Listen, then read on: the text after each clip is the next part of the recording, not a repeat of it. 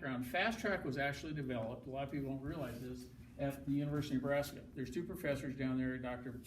Terry Kloffenstein, who was my feeds and feeding instructor when I started college, and a guy by the name of Kim Shahani, internationally known in working with food science and technology at the UNL campus.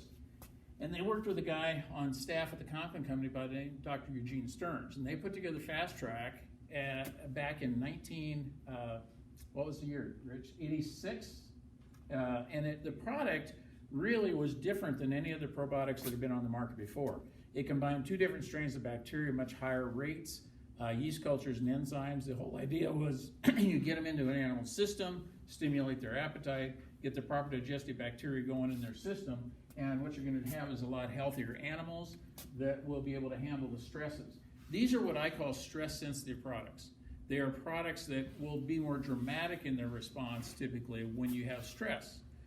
If you got a steer out here in the feedlot on a day like yesterday, 50 degrees, standing at the bunk munching, he's not under a lot of stress.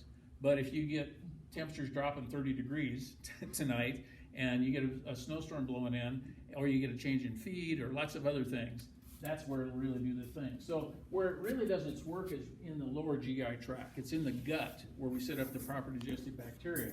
And so baby calves, if you can get to a calf when they're born and give them Margella or a bolus, what you do is you jumpstart the digestive tract and you basically use something called exclusion.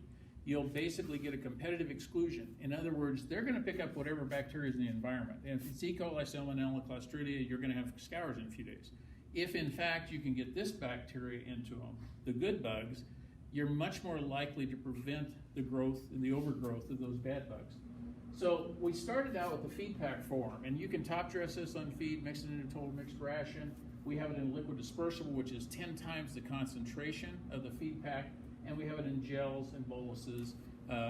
Basically different. I always tell people if the animal's eating, get it in the feed. If they're not eating but they are drinking, get it in the water. If they're not eating or drinking, that's when we turn to the boluses or the gel products. And so we have the two different strains of bacteria, yeast cultures, and enzymes, protein, starch digesting enzymes, and in some of our products, all of our products have what they call FOS. FOX is code. It's a selective food source. It's a prebiotic.